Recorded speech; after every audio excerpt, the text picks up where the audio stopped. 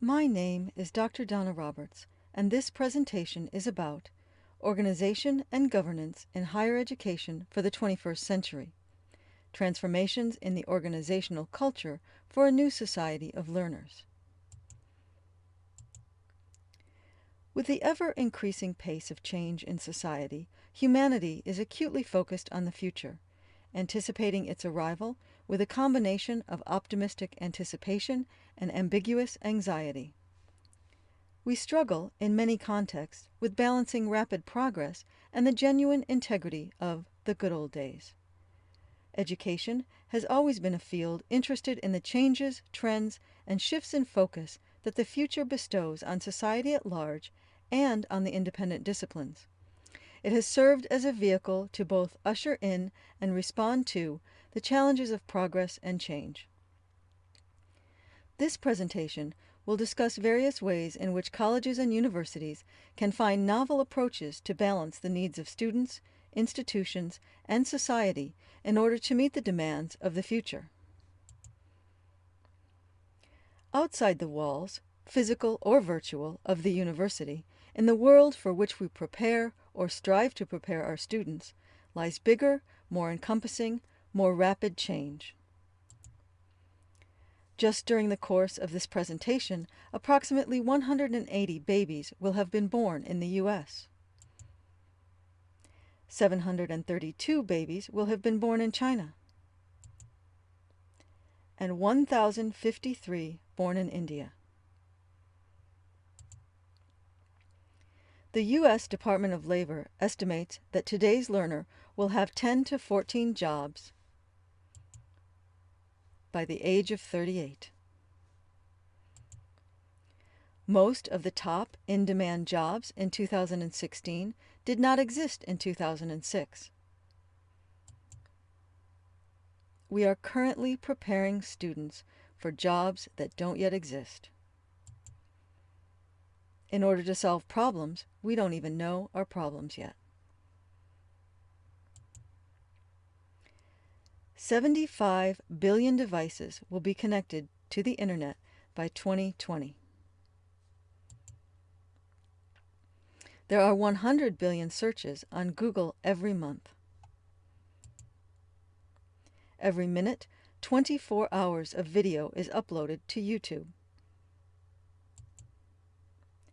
Over 175 million users are connected each moment.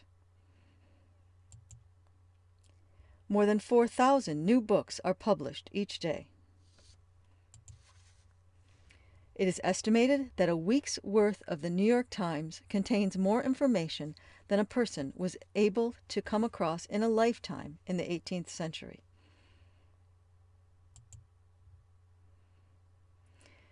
That's 8 zettabytes. 8 times 10 to the 21st power. 8 with 21 zeros following it. 8 zettabytes of unique new information was created worldwide in 2015. That's more than the previous 5,000 years. The amount of new technical information doubles every 2 years. So for students starting a 4-year technical degree, half of what they study in their first year will be outdated by their 3rd year. Yes, it certainly is a brave new world, or at least a different one, and one that universities are tasked with preparing our young people for. Our world is changing, and our educational institutions must change with them. Clearly, we can't do this by doing what we have always done in the ways we have always done it, even when that takes us out of our comfort zone. Clearly, we must adjust, adapt, and innovate. In the halls of our universities, we are ushering in new generations of students who are changing the academy and changing the world. The millennials, also called Gen Y, represent the generation born from approximately 1975 to 1995. Some say 1980 to 2000. This means that as a group, they would have started entering college around the mid-90s and currently make up a large portion of the student body in universities. Centennials, or Gen Z, represent the generation born approximately from 1995 through 2015. And they started entering college in the last couple of years. Just in terms of the last few decades, we have seen radical changes in the university experience, from then until now.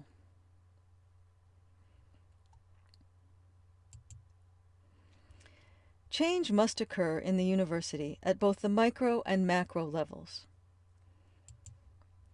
At the micro level, change will manifest in the classroom via methods of instruction and the tools we employ to accomplish the learning objectives. It will be reflected in how we relate to students as individuals. At the macro level, change will manifest in the very core of the organizational culture of the university and the academy at large. In essence, organizational culture represents what an organization is truly and deeply about. It is the whole that is greater than the sum of its parts.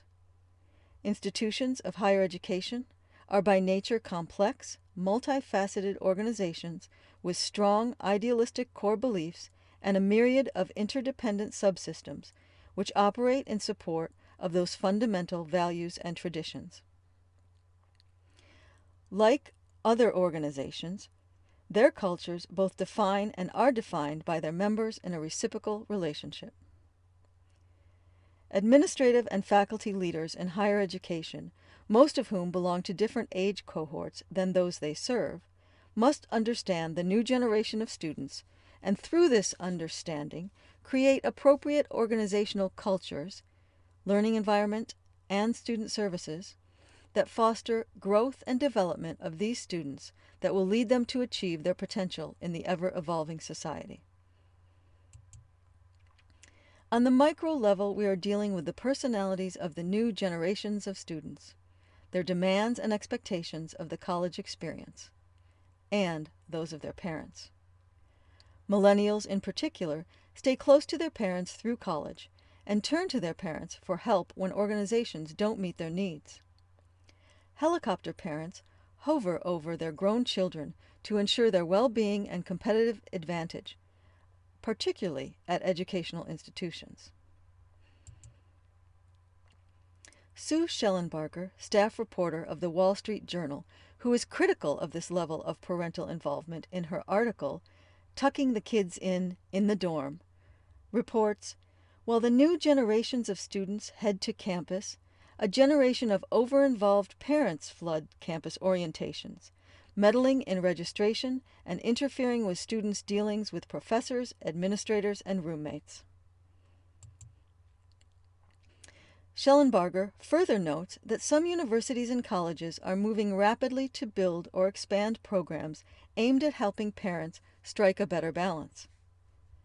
A number of colleges and universities are assigning full-time staffers or forming new departments to field parents' calls and emails. Others hold separate orientations for parents. The University of Vermont employs parent bouncers, students trained to divert moms and dads who try to attend registration and explain diplomatically that they're not invited. At one parent-student orientation session, it was reported that more parents than students attended. At the University of Georgia, it was reported that students who get frustrated or confused during registration have been known to interrupt their advisors to whip out a cell phone, speed dial their parents, and hand the phone to the advisor saying, "Here, talk to my mom." Parent Rachel Rosales acknowledges that she is part of the problem. She chose the Texas university her daughter will attend, successfully lobbied administrators for a particular roommate, helped pick her daughter's courses, and bought her books. Ms. Rosales also emailed administrators on a range of topics for months. She admits she's much too involved, but she's too anxious about seeing her daughter leave home to let go, she says. Her daughter Ronnie says she's close to her mother and grateful for her support. Whether you consider these examples cited by Schellenbarger as appropriate intervention or overindulgence, they clearly represent examples of a cultural shift toward parental involvement, a shift that universities will need to find ways of dealing with. The students of today and their parents have a customer service orientation. To them, universities and faculty render customer service, a functional means to an end. So the typical characteristics of scholarly endeavors, abstraction, intellectual discourse, or knowledge for knowledge's sake, is not attractive to them, not what they are looking for, and not what they feel they have paid for. Higher education today is about results, tangible, measurable, guaranteed results. Therefore, if they are dissatisfied with the services, usually workload, grades, or responsiveness to their desires, students complain to the bosses, often involving their parents to bolster their power. They sense they have the upper hand, that instructors are subject to being disciplined or even fired at administrative will, and that institutions want to retain students and keep them happy. In this quasi-corporate model, the customer is always right, whether or not that is the reality. To traditional faculty and administration, these students can seem demanding, discourteous, impatient, time-consuming, and energy-sapping. For the same reasons, colleges and universities have been upgrading their residence halls, food services, recreational and workout facilities, tutoring programs, computer labs, and teaching techniques with an eye toward boosting student ratings. Linda B. Nelson sums it up this way in her book, Teaching at its Best, a research-based resource for college instructors. For college faculty, this generation can be challenging to deal with. Millennials view higher education as an expensive but economically necessary consumer good, not a privilege to be earned by hard work and outstanding performance. They, or their parents, purchase it for the instrumental purpose of opening well-paying occupational doors on graduation, so they feel entitled to the degree for the cost of the credits. The new generations represent true digital natives, so the future of educational technology is now, and universities must incorporate technology across the campus. Technology is embraced almost universally by today's students who have fully adopted a technology-centric life. They regularly use 5 different technology tools for their social and educational purposes, including laptops, desktops, tablets, smartphones, and TVs or video game consoles. Additionally, as digital natives, they define themselves in online digital terms, and they don't distinguish between devices or online territories in the way that the previous generations of digital adopters, also known as digital immigrants, do. Instead, it is one continuous, multifaceted, completely integrated experience, connecting social, academic, and professional interests. Born just several years after the web was invented, the first class of Generation Z does not remember about how work was done before smartphones, tablets, and social media apps existed. They expect their college experience to reflect this immersion in technology and keep pace with the rapid changes in order to adequately prepare them for the world beyond the university. The infrastructure and the lecture tradition previously embraced at universities will not meet the expectations of these students raised on the internet and interactive games. While they consume information quickly on multiple platforms and screens, they prefer it served in bite sizes. Bob DeGuardia, Director of Enterprise Applications and Adjunct Professor of Management at Suffolk University in Boston, says the Generation Z students he teaches live in an on-demand world, have little patience for latency, and they do not absorb information because they know they can Google anything they need to know. Decreasing scores on aptitude tests have been attributed to their new way of processing information. Gen Z students from the United States rank 31st in the world in math and 23rd in science. The National Assessment of Educational Progress, the U.S. Department of Education program that monitors testing in America, reports 74% of Generation Z are not proficient in math and 62% are not proficient in reading. University systems must ensure that graduates leave with proficiencies in these basic skills.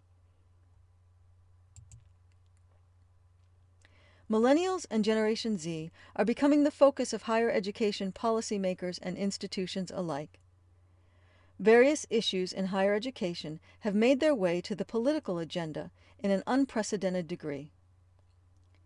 Congress and the Obama administration continue to consider further higher education reform. And in the words of the president of Northeastern University, policymakers take note. A new generation of Americans is on the rise, highly entrepreneurial, pluralistic, and determined to take charge of their own futures. In late 2014, Northeastern University released findings from a survey of Generation Z. The report cleanly and clearly lays out recommendations for today's higher education policymakers. Among them, they address innovation, financial literacy, outcomes, accessibility, and affordability. Among the findings of the study, it's no surprise that Generation Z's entrepreneurial and independent attitude extends to views of higher education. For example, 72% say they want a more customized college experience in which colleges allow students to design their own course of study or major. Nearly 2/3 say it's extremely important or very important that colleges teach students about entrepreneurship, including how to start their own businesses. Moreover, nearly 8 in 10 prefer that educational programs be integrated with practical experience, such as internships with employers. Other findings indicated that 2/3 of Generation Zers indicate their top concern is being able to afford college. Generation Z aspires to a traditional college experience enhanced with innovations like an emphasis on practical skills and workplace experience. 7 in 10 feel graduates' job placement rates and/or average salaries are extremely important or very important to consider in choosing a college. And 82% would use a government website that rated colleges according to outcomes such as graduation rates and postgraduate employment data.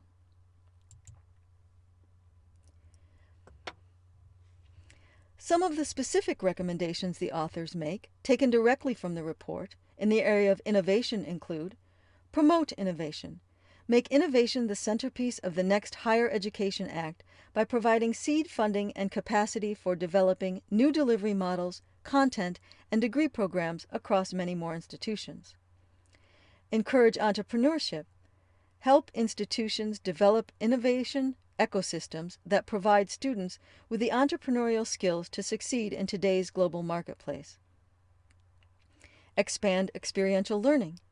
Inject flexibility into federal work-study and other programs to promote meaningful, career-aligned experiential learning opportunities. In the realm of financial literacy, they recommend colleges strengthen repayment counseling. Enhance programs to help students understand their options for managing their student loans, including expanded income-based repayment and other programs.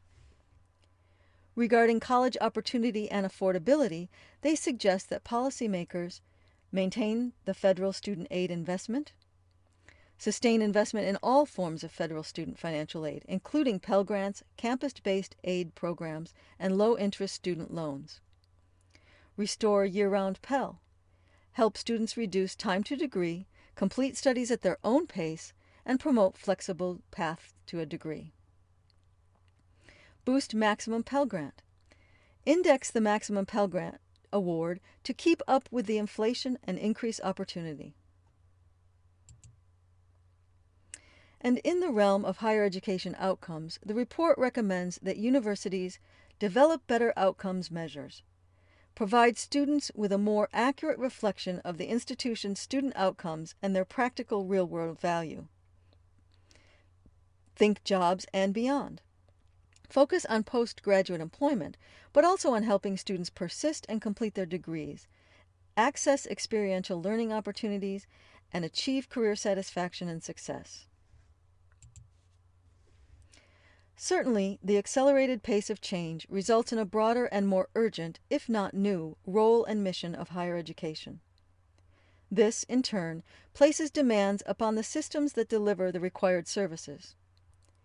Given the necessity of keeping pace with the applications of technology, that is, the new manner in which things are done, greater numbers than ever before will turn to higher education to meet a wide variety of their needs, requiring the educational systems and infrastructures to be flexible and responsive.